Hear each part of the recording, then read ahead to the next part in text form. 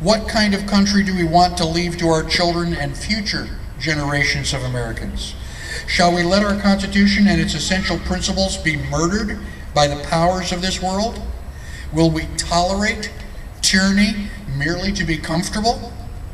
What does a free people do when confronted with a government that refuses to honor and may even systematically scheme to evade the boundaries and limitations established for it by we the people? If the people fail to act, we will end a chapter in human history that began when a people reigned sovereign and the chains of a written constitution limited and bound their government to their service. We have a choice. You have a choice. More and more of us with each waking day have been requesting answers, and we do not get them. We have tried to stop the wrongs taking place, but the violations continue.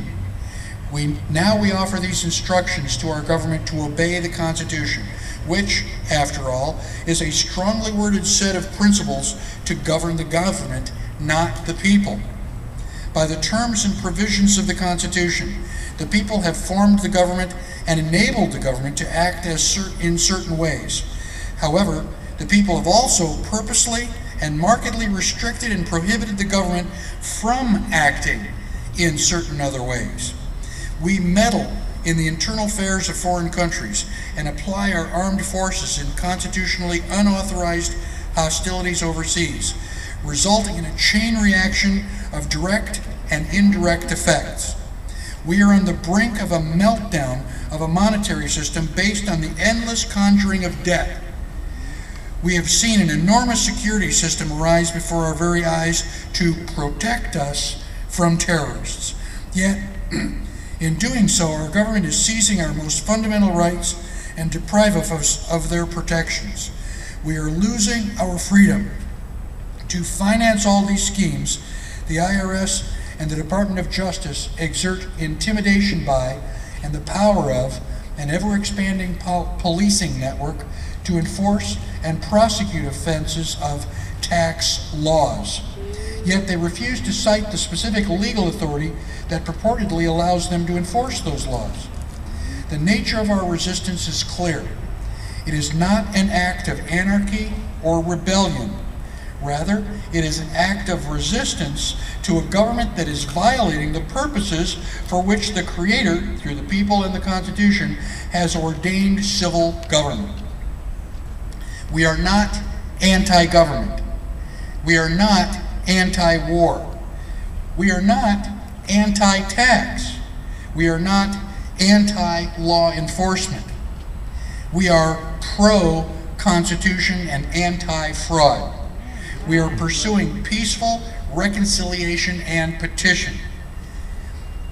It is the President, the Congress, and the courts who have refused to respond to our petitions for redress of our grievances in violation of the First Amendment, and who continue to violate and undermine the supreme law of our land. We have no desire for resistance or violence of any kind. However, if the people's peaceful attempts to have answers, the people's petitions and appeals have been met with force, and in some instances with near military force. The defense of our homes, families, and properties, the possessions and our possessions, is a most important point to us. It is our heritage. It is our right. There is not the most distant thought of subverting the government or of hurting the interest of the people of America, but in defending our personal rights, freedoms, and liberties from unjust encroachment. There was not the least desire of withdrawing our allegiance from the leaders of the branches until it became absolutely necessary. And indeed, it has been on their own choice. Our political leaders know that our cause is just. They know that we, the people, struggle for that freedom to which all men are entitled, that we should struggle against oppression, seizure, plunder, extortion, and more than savage barbarity. We are not moved by any light or hasty suggestion of anger or revenge. Though every possible change of fortune, we adhere peaceably to this determination. Our property and happiness have been attacked. Our self-defense against an aggressor government is righteous. Our civil action is for the cause of civil justice. A righteous struggle undertaken in defense of our property, our happiness, and our families. It is to oppose the invasions of usurped power. We will bravely suffer present hardships and face future dangers to secure the rights of humanity and the blessings of freedom for generations yet unborn.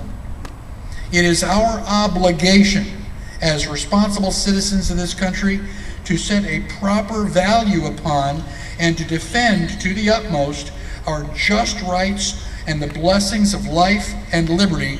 Without this personal commitment, a few unprincipled individuals would tyrannize the people and make the passive multitude the slaves of their power.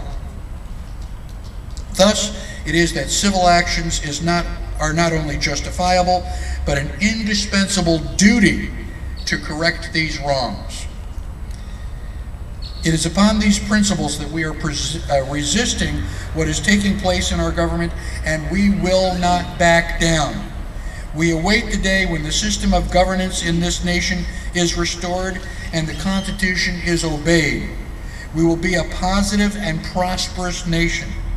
Today, delegates of the Continental Congress 2009 and others from each of the several states serve this document titled Articles of Freedom, with its remedial instructions to our federal government and our state government officials, placing them on notice that we, the free people of the United States, believe them to be in violation of their oath of office and the Constitution for the United States of America.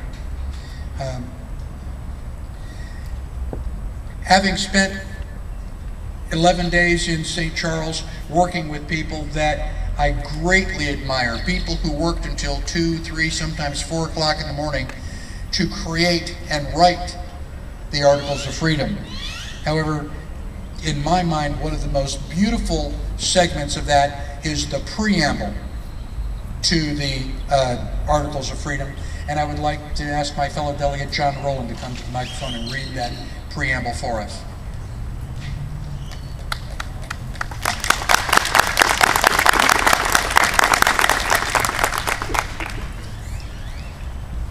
The Declaration and Resolves of Continental Congress 2009.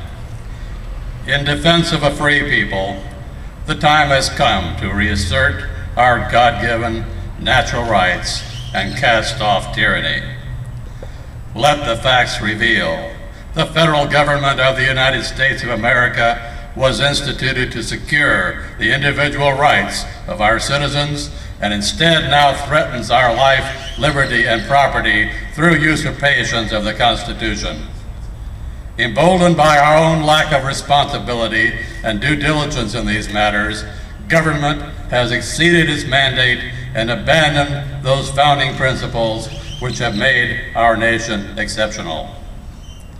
Our servant government has undertaken these unconstitutional actions in direct violation of their enumerated duties to the detriment of the people's liberty and the sovereignty of our republic.